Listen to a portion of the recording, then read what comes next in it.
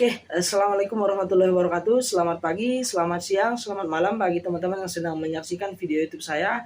Perkenalkan, saya ST selaku pemilik grup Rekom Saham 1%. Dan pada kesempatan kali ini saya akan coba berbagi bagaimana cara saya dalam memilih saham yang layak untuk di-hold dalam jangka waktu yang panjang. Oke, di sini saya langsung kasih contoh aja.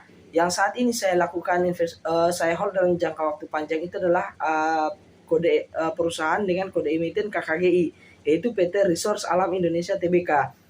Kenapa saya bisa memilih KKGI untuk saya hold dalam jangka waktu yang panjang?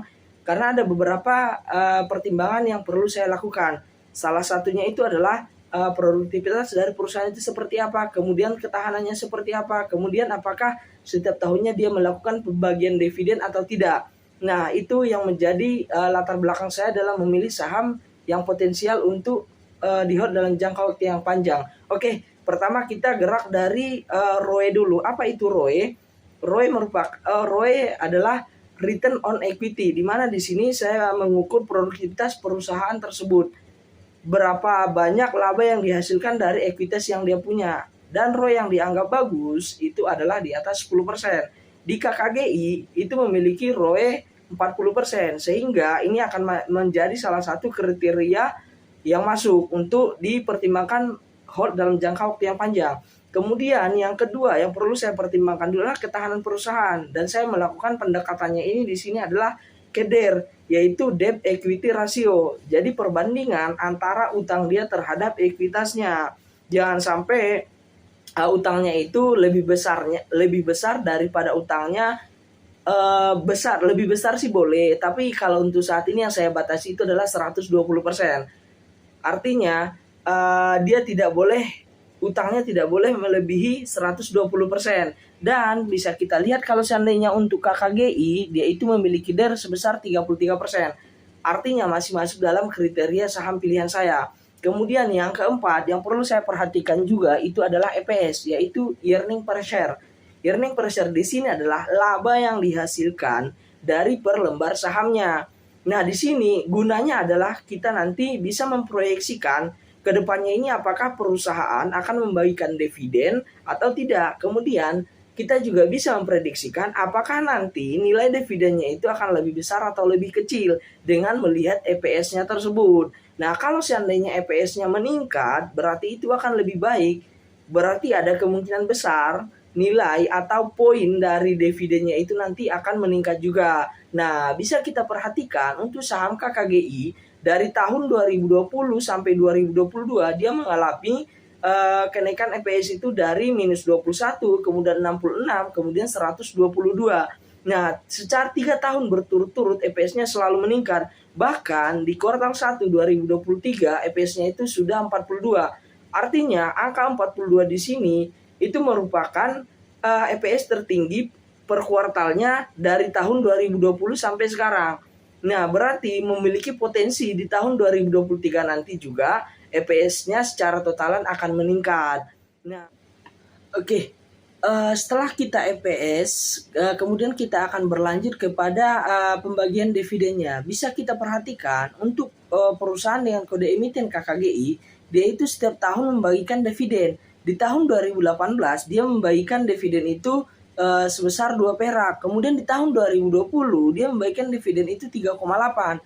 Ini kelengkap 1 tahun ya. Kemudian untuk di tahun 2021 dia membagikan dividen itu 5,5 perak. Kemudian di tahun 2021 dia membagikan sebesar 20 perak, dan di tahun 2022 dia membagikan 20 perak. Dan untuk 2023 ini sebenarnya untuk pembagian dividennya itu belum ada berita, tapi nanti perusahaan akan melakukan RUPS di tanggal 21 Juni nanti. Dan di sini menurut saya akan diputuskan berapa dividen yang akan dibagikan untuk laporan keuangan tahun 2022. Tapi kalau seandainya melihat dari EPS-nya, menurut saya ini akan ada kenaikan dividen yang sebelumnya itu di angka 20 untuk tahun kemarin, dengan EPS totalan 2021 66 dan EPS tahun 2022 ada 122, artinya ada kenaikan hampir 100%. Berarti untuk angka dividen yang akan dibagikan juga di sini menurut saya itu bisa di kisaran 25 sampai 30 perak. Semoga nanti benaran ada kenaikan.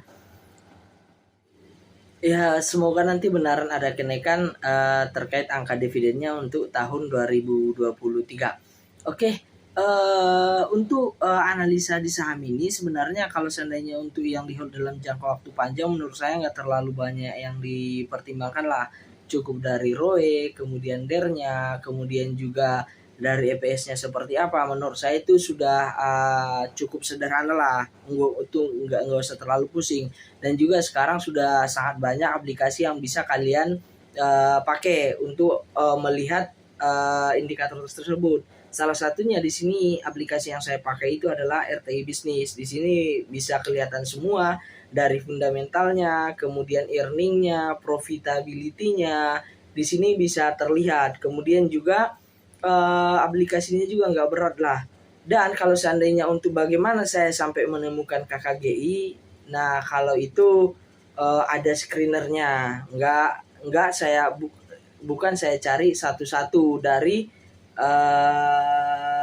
setiap saham yang ada di Indonesia, karena kalau seandainya satu-satu dibuka itu akan sangat lama. Tapi saya di sini itu pakai screener kalau seandainya untuk saham-saham yang memiliki fundamental bagus. Oke, menurut saya sudah cukup sekian untuk video tentang analisa fundamental yang sederhana. Semoga nanti bisa diterapkan dan semoga nanti bermanfaat untuk teman-teman semua. Oke, sekian dari saya. Assalamualaikum warahmatullahi wabarakatuh.